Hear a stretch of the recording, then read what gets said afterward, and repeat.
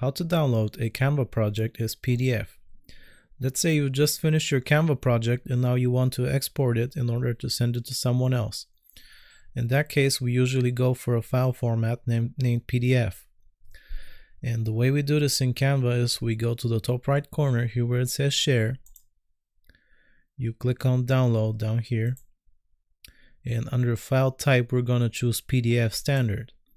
As you can see here, it says it's best for documents and emailing. And you're going to use this format in one of those cases.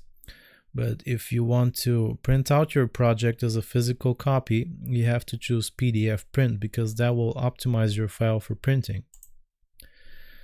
When you do that, it gives you the option to use crop marks and bleed, to PDF flatten, and to include your notes.